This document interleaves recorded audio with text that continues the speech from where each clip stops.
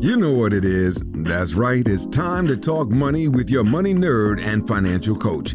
Now, tighten those purse strings and open those ears. It's the Money Talk with Tiff podcast. Hey everyone, I'm so excited because I have Rick Yvanovich on the line. And Rick is here to talk to us about Kaizen, which I have heard before, but I don't know all the details. So I'm like, come on, let's talk about Kaizen for our business owners. So hey Rick, how are you? I'm good, Tiffany. Thanks for having me on your show. Thank you so much for being here. So let's just dive right in. What is Kaizen if this was like beginner 101? Okay. So for beginner 101, Kaizen is a Japanese word. I'm probably making a mess of pronouncing it, but I call it Kaizen. And the literal translation is change for good. It was originally popularized by Toyota, the Toyota way. And the change for good, what does that really mean? My interpretation is that it's all about constant improvement. So it could be the constant, as far as Toyota was concerned, or in a company, it's constant improvement of, say, a process. And that improvement can be teeny tiny. It doesn't matter how small it is.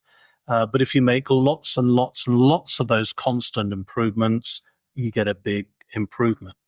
I reinterpret Kaizen as lifelong learning. It's the constant improvement of ourselves. So it's constant growth.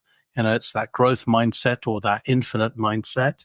And to embrace that, it really means learn something new every single day. So I advocate for learning something new every single day. Doesn't matter how small it is, but learn something new. Very, very interesting. And so if someone is like, okay, I feel like I'm a lifelong learner. This is, how I love to live my personal life. How can this translate into my business? So what are those Kaizen principles? Well, the Kaizen principle is we can always improve things. Okay, nothing is perfect. Okay, so we can always improve processes. And just because your business is running great today and you think the processes are perfect, well, there are things like technology which sort of moves the goalpost, doesn't it? So, 2 years ago, we had generative AI hit the world, and we're all now very familiar with ChatGPT or whichever flavor of generative AI you wish to use. And that's really moved the goalposts on some processes. So we thought we had it all worked out and super efficient before, but now we have generative AI and, it's coming into things that we use every day. It's there in Google now. It's in Microsoft Office. It's just in sort of everything. So how can we embrace that and improve our processes? And that's just one little technology thing that's come out in the last few years. I'm sure there's going to be another one next month and the month after and the month after. So we can continuously improve, right? Yes. And utilizing technology, I feel like for me, that is one of my biggest expenditures in my business is technology. I use a ton. And a lot of people are like, well, Tiffany, how do you get so much done? Like, how do you do everything? And that is my secret weapon. Because just like you said, Rick, is constantly improving. And so if there's technology that can be utilized to improve a process or improve what I'm doing, then I at least want to try it. Absolutely. So what is another way that our businesses can improve, do the Kaizen philosophy in their business? Well, okay, there was the one aspect was, hey, let's just look at a business process and try and make it better. That's a sort of very typical thing to do. But as I said, I reinterpret Kaizen as lifelong learning. There's the constant improvement of self. So within a business, not only should we be focused on improving a process, it doesn't matter what the business process is, but the focus should also be to empower our people and inculcate into them that they really need to grow every day. They need to learn something new every day. And so not only do you have a documented, efficient process, which you're constantly trying to make better, is you're making your people better. In fact, your people are making themselves better. And the fact that they're gaining new skills and improving behaviors, and learning maybe better ways of doing things because they didn't know them before, they've just learned them, it opens up all sorts of new opportunities and gives them greater wisdom to improve the processes in your organization. It's a very much an upward spiral.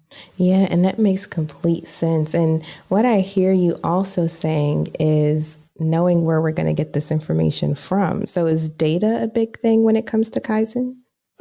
No, it's not necessarily data. When I'm talking about learning, it's really about skills acquisition. So it's acquiring more skills. Remember we were just talking about generative AI. Well, generative AI was pretty much alien to most of us 2 years ago. Now we've had 2 years of generative AI and ChatGPT and Claude from Anthropic and others. One could argue, in the workforce today, the use of generative AI is a basic skill set. Okay, and so that's a new piece of technology that's hit us that we're now expecting people to know. They should just know it. Okay, and there's going to be more and more technology and other stuff coming out as time goes on. It's coming out faster and faster and faster. So these are all skills and tools that we need. I mean, I remember I went to a talk given by LinkedIn, and this was pre-pandemic. It must have been 7 or 8 years ago. And the message that LinkedIn was giving us at that point in time, they said that everything that we knew today, the skills we know today, would be out of date in about 18 months' time. Okay. Now, if you read sort of World Economic Forum, Future of Work reports, they come out every year, or was it 2 years? Can't remember. They're looking at the skill sets that we need, and it's been identified. Ever since we've had Industry 4 come along, we've had the skills gap. Well, the skills gap is getting bigger and bigger and bigger, and it's mainly because we're not learning fast enough. We're not acquiring the skills fast enough.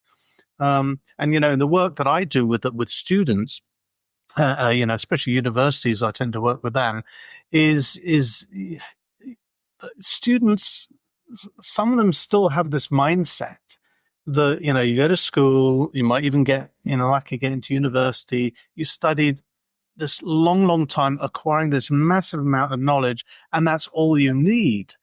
And when I talk to them, I says, well, I'm sorry to tell you this, but everything you've learned is going to be out of date within the year.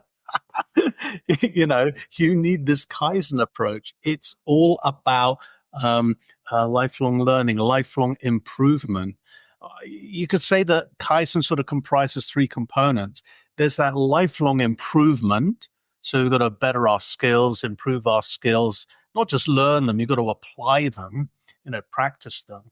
We also have to reflect, reflect on our actions, reflect on our knowledge, reflect on our growth, and make the appropriate sort of fine-tuned adjustments. And finally, I think we need more than a growth mindset. I think we need this infinite mindset. That's deep. So, okay. When we talk about, because I've talked about the growth mindset here on the podcast before, but when you speak of infinite mindset, how does that look differently? Okay. The growth mindset was really stimulated, I guess, by, Carol Dweck in her book, Mindset, The New Psychology of Success.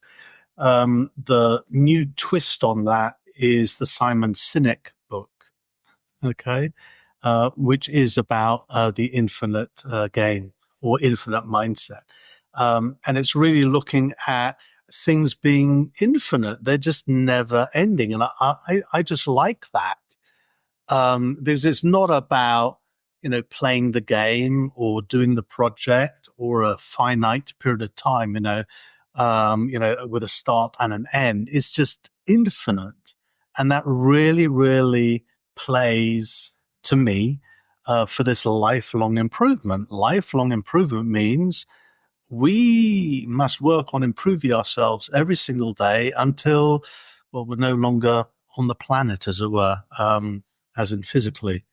I guess we could be on Mars or something. But apart from that, we passed. So, what can we do, to learn something new every day?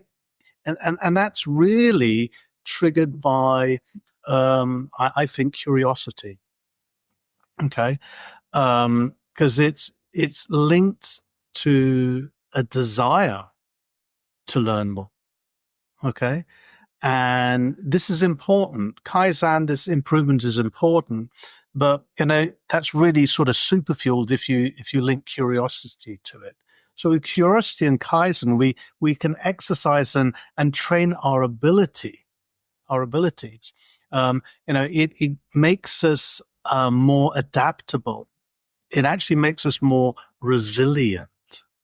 Okay, because it's easier to recover from setbacks because we're, as I said, we need to reflect. We need to learn from the experience. Okay, things go wrong. They're supposed to go wrong, right? And by doing things wrong, we learn how to do things a better way. It's not about, being right all the time. It's about tinkering, testing, stretching. And as we know, you talked about, you focus on education, learning and growing happens beyond our comfort zone. Okay. So in order to learn, in order to grow, we've got to be adding more in. We need to be looking at things, and we need that reflection because by learning more, by becoming more aware of things, we may end up changing our own perception, changing our own understanding of something. And here comes the other tricky bit, is we need to learn to let go of stuff. We might have been taught something, way back when, maybe back in school, and we're learning today that it's no longer true. More research, more science has revealed that actually what we were taught wasn't quite right. So not only do we need to acquire knowledge, we need to be open-minded, not just open to other people's opinions and perceptions, but the key thing to open-mindedness is being prepared to change our own mind, to change our own perception. And to do that, we need to let go on what we believe was maybe true, because we may uncover that it was actually not so true. Gotcha. And immediately when you said that, I thought about Pluto and how Pluto is no longer a planet. Yes, I was about to say that. Yeah, that's a fantastic example. Okay. Wow, that was a bit mind-blowing. That's one little tiny thing. What else is there? Exactly.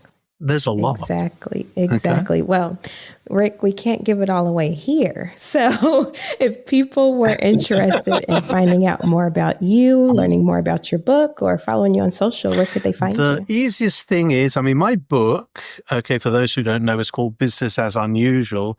And one little unusual thing is go and Google my name, Rick Yvanovich, because you'll find that I'm the only person on the planet with that name. Okay. So if you Google me, anything you find will lead to me. Failing that, just take my name and stick a .com on the end, and it'll take you to my website. Gotcha. And I'll make sure I have all of those links in the show notes for the audience. So just in case they're doing something, they don't have their hands free, don't worry, it's right there in the show notes. Thank you so much, Rick, for coming on the show today. Thank you so much, Tiffany, for inviting me. It's been an absolute pleasure. All right. Bye. Thank you for listening, joining, and being a part of the Money Talk with Tiff podcast this week. You can check Tiff out every Thursday for a new Money Talk podcast. But if you just can't wait until next week, you can listen to previous podcast episodes at moneytalkwitht.com or follow Tiff on all social media platforms at Money Talk with T. Until next time, spend wise by spending less than you make. A word to the money wise is always sufficient.